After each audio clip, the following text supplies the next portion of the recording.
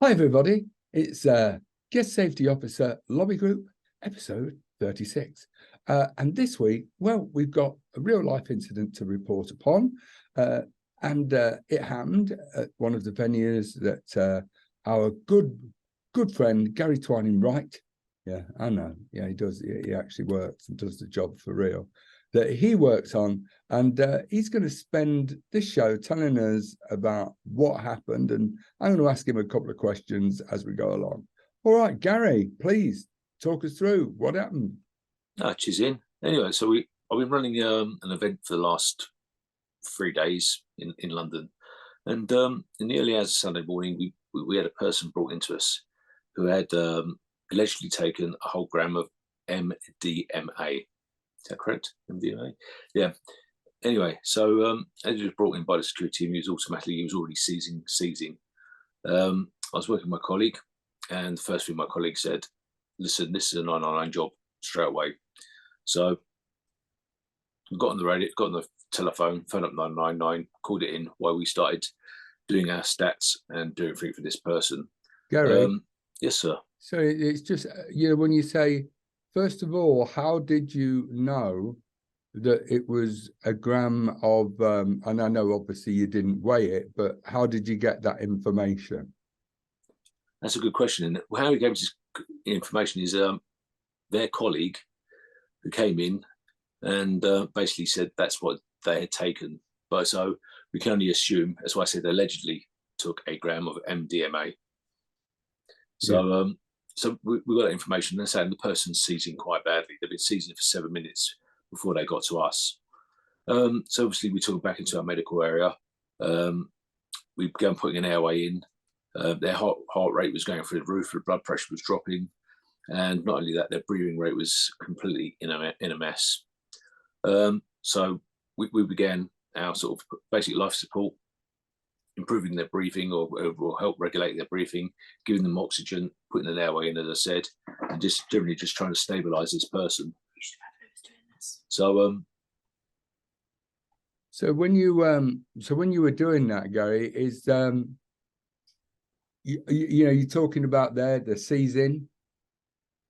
What does that look like? You're talking about putting an airway in and giving them oxygen. This is quite in-depth stuff. It's not what I see your normal DS guest safety officer being trained in. So what did you have to do to be able to know that, if that makes sense?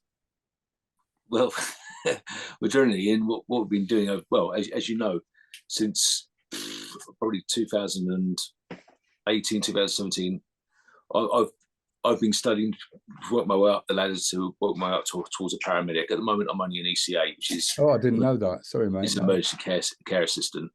So and constantly CPD, we're always going out of our way to improve ourselves. It's one of the things I've always said. Going back to the days, is we are the first responders, and having these skills available, we can save lives. And this is one of the most important things which I've always felt, and being in the front line, we need these skills. So having all this equipment, from the ECG machines, the defibrillator, the oxygens, the airway tubes, I think it's important we have all this in play, because one day you get a situation like this where it's gone wrong for this person. So as I say, so being able to put airways in, give oxygen, assist in breathing with a BMV, bag, valve, and mask, and being able to understand what is going on with human anatomy, and being able to transfer that information to the local ambulance service or hospital. So is there a specific thing, just as a thing for people watching, that a seizure, an MDMA drug seizure looks like? And again, another good question. It all depends on the people. This person his seizure was, he was shaking all over. It wasn't a violent seizure. It was a very mild seizure. He was failing his arms out and legs out everywhere. And we had to wait for him to settle before we could put an airway in. So when the person has settled down, that's when we couldn't put an OP airway into the mouth. We had to use a nasal airway into the nasal cavity, so we could get that airway open or keep the airway open. And then obviously we put a rebreather mask on him, which we ended up having to use a bag valve mask because his breathing rate was just through the roof, and we had to try and regulate his breathing to get it down to an even rate. I'm sorry, Gary. I don't know what's going on with my camera, but I'm like turning red and purple. It looks like I'm wearing lipstick. It looks ridiculous. So people out there, remember, this isn't me wearing lipstick. It is indeed a camera malfunction. Not the best time to have one under such a serious matter. So apologies, Gary, from there. So I take it then. So you're battling to keep them ready, yeah. So our main point, I mean, anyone in the medical world knows that, you go through Dr. ABC or Dr. A, cancer for bleed, A, B, C, D, blah, blah, blah. We couldn't get off breathing because basically we had to regulate this person's breathing because it was so bad. We'd already called 999 as soon as he walked through the door or saw he was carrying him through the door. So we knew that the ambulance service, I think their ETA was so like 4 or 5 minutes, which they said. Upon arrival, the ambulance service arrived. The paramedic, fantastic crew who rocked up, looked at us, went, "Great, you guys got control. Let's just prep our stuff, and then we can hand over." So they prepped their kit. They brought the trolley in. We took all our stuff off. Obviously, kept the airways in, and then we transferred over to them. Then we assisted the ambulance service in getting the patient into the truck, and they done their thing, and then the person was blue lighted out. Yeah. So what when you say blue lighted out, they've gone to hospital at that point? That's right, yeah, they've gone to hospital. So what happened from, so I take it, you're pleased that you managed to get them at that point. It looks as though you kept them alive, you've got them going, etc., etc. Yeah, it's all good. They're going to hospital, they're in the thing. What happens next? So we carry on. As far as we're concerned, the person's left us alive. They are alive. They left in the ambulance. They're alive. That's all well and good. That's great.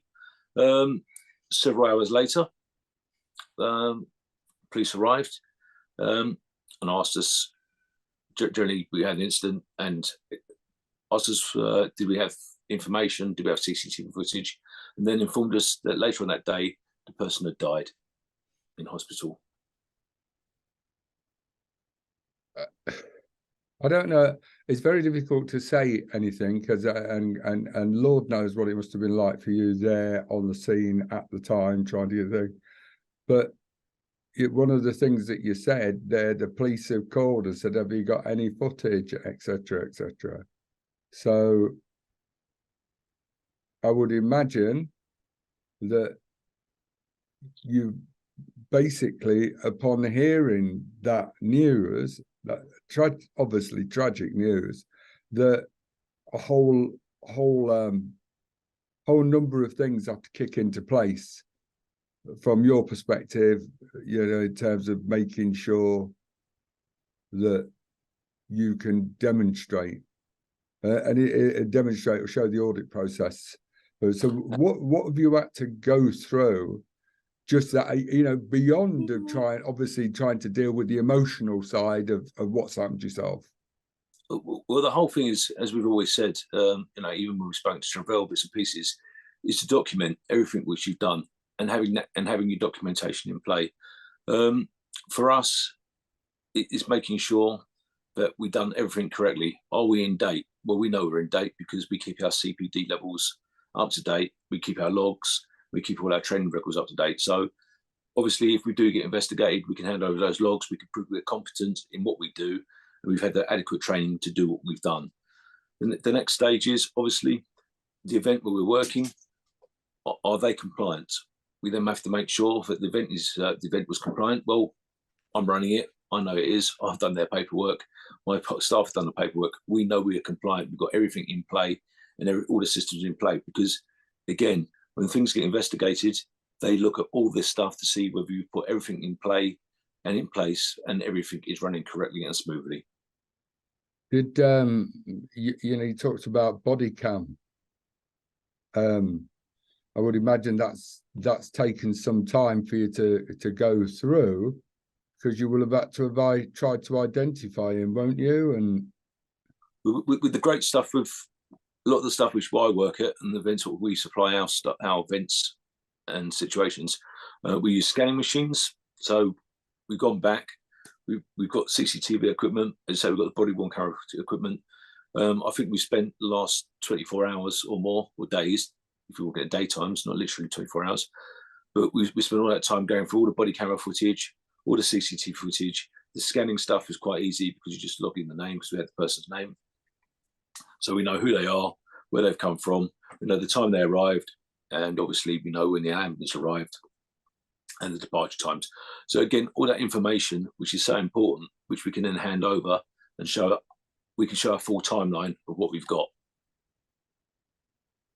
So is this, I was just going to say, is this something that sort of come, because you said about 2018 that you started really looking at this advanced care assistant, yeah? Yeah, that's right. Yeah, and working towards, what is it, FREC 3? Well, I'm currently FREC 4. I'm working on my FREC 5 at the moment. And Lewis, my son, also a security officer, he's now going off to university to study to be a paramedic. So it's something which, as I always said, these are important skills. I mean, if I take it right the way back to 2013, we were putting our staff through, all our staff through the what's called the first aid at work course, going back to 2013. When we took on a very large contract in London, we made sure every member of staff had some sort of basic first aid knowledge to deal with large amounts of people in environments such as this. But obviously you felt that that wasn't enough on its own.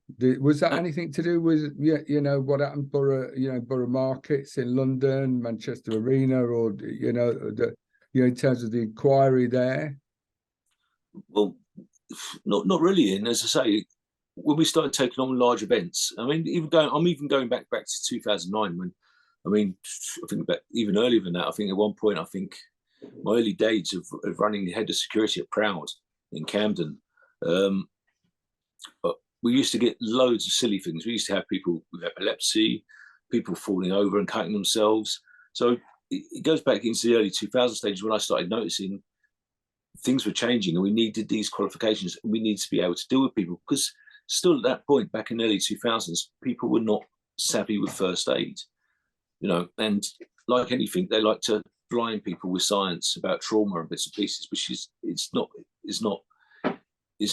black magic. It's nothing hidden. It's pretty basic. If you understand it, you understand the basics of it. These are good skills to have, especially if trauma is related or people with stabbings or large bleeds. I mean, I remember being at Proud one day and a girl had fallen over on a glass bottle and she had a big hole in the side of her stomach. The manager fainted and I sort of went, no worries, plonk, padded it all up and we got her straight off to hospital. So, I always thought it's very important for all security personnel to have this knowledge. It's very, very important. So what do you, so when you bring in people from outside, as obviously with, because, you can't train everybody, can you? What's the difficulty with that? Can you elaborate on that a little bit more? Ian? Well, if you get third-party contractors in, etc., or the venue or the promoter wants to bring in some additional, so what they consider to some supportive security, whatever it is, in order to make sure you've got the adequate numbers, they're not all going to always be from your team, are they? They're not. But what we put into play here is we always ask for their assurance, we ask for their qualifications, we ask for their method statements and risk assessments. Again, we need to know who these people are. So if they are bringing in other people, we've got all that in place. So again, as not only just as my consultancy, but also when I'm working for Vanessa's company, we've got all this information in play. So we've got it there. So if we're investigated, we can literally hand over and go, we've done our due diligence. This is what we know. We were happy with that, etc., etc. If we're not happy with something, we throw it back to them and say, no, we're not happy with these people. We can't be using them. Yeah, I was just talking about, I was perhaps, and I apologise if I didn't quite articulate myself correctly, it was about sort of the first aid aspects of it, you know, because I mean, my time working at various arenas and events over the years, you know, various guises, you know, there are people out there that whose first aid, well, you know what I mean? I wouldn't let them put a bandage. I wouldn't let them bandage a cat. I hear what you're saying there, Ian. I mean, again, there's a lot of people with FREC-free qualifications or FPOS qualifications. It's great. It's all well and good. But if they're not continually doing their CPD and not continuing training, you know, they're going to let themselves down. I mean, I hear it all the time. We have people give it, oh yeah, I'm a FREC-free, I can help you out. And then suddenly you're looking at them going, you throw them a kit and they go, what's this? So just let's clear it up for everybody. Yeah. Could we just say what we mean by FREC 3 and FREC 4? Well, FREC is first response in emergency care.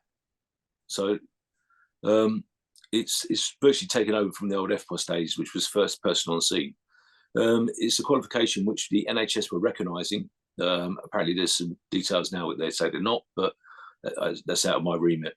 But it's as I say, it's first response to emergency care. It's pre-hospital care. So basically, the principle is to keep the person alive before the ambulance staff arrive, and then they can take over or they get to hospital. Yeah.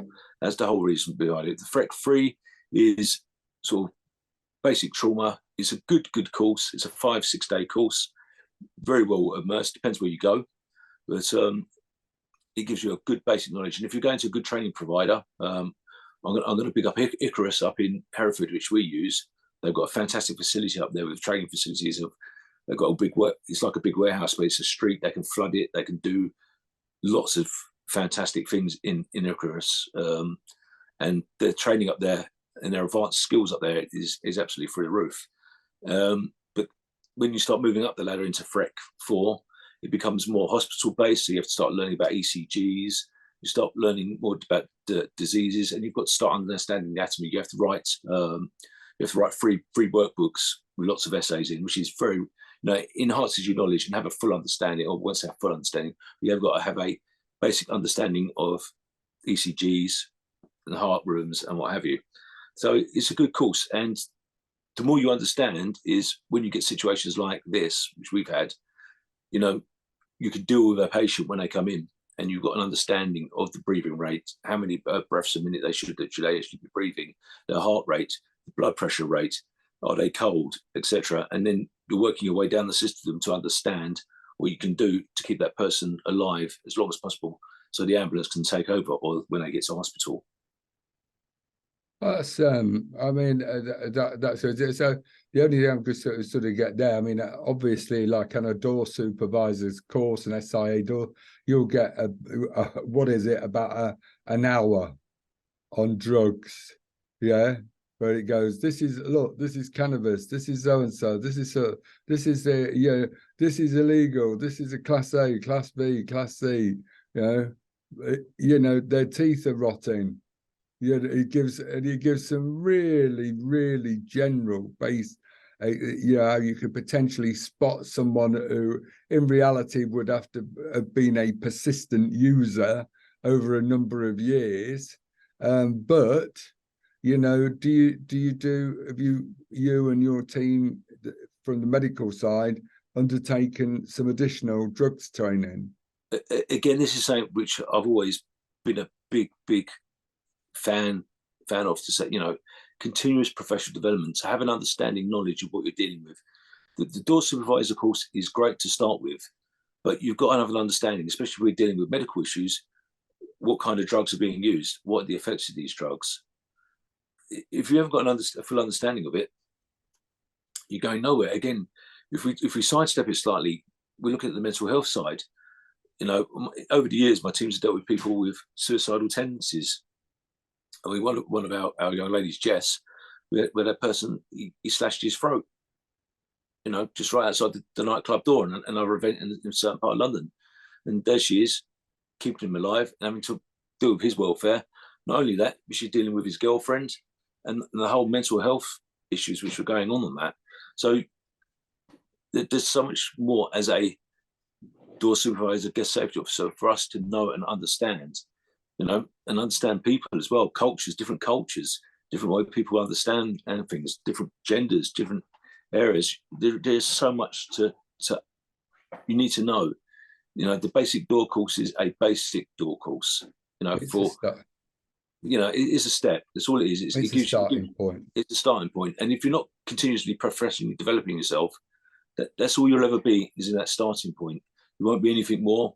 You won't be anything less. You'll be stuck in that remit. You could be something. In all fairness, you can be less, because if you're not actually out there performing and doing the job on a regular basis, then you're as much used in reality as a chocolate fire guard. That's putting it bluntly, because I think it needs to be put bluntly. I think one of the things that's increasingly becoming important is the requirement for people to be able to look after themselves, be prepared to look after themselves and their friends, colleagues in a variety of situations. Never mind when you're working in a public safety role, such as a guest safety officer. Anything else, Gary? Because I don't want to tie this up too long, because this is really important and I just want to stay tight on this. What I think, at the end of the day, some people out there still forget what our job role is. They still think we're still bouncers. And I think that's the point we've got to really make clear on this. We're no longer bouncers, and our role, again, you come into any events where my team are, well, no, they're not my teams, they're Vanessa's teams, not my teams, but any event where, her teams are working and I'm consulting at, you're going to have peace of mind, but it's been done properly and professionally. We're not bouncers anymore. We are guest safety officers. We're security officers. We're there to look after the crowd and make sure everyone has a great time and goes home safely. And that's what needs to really be put out all the time. We're not bouncers. We're far more than that now. Yeah, definitely. The creation of civilized space is essential. Gary, I'm going to leave it there. Thank you very much. Thank you, Ian. for sharing that. And obviously I hope you and your team basically get over this, and obviously my heart goes out to the family of the person that died. All right, see you later. Thank you, Peace Ian. out.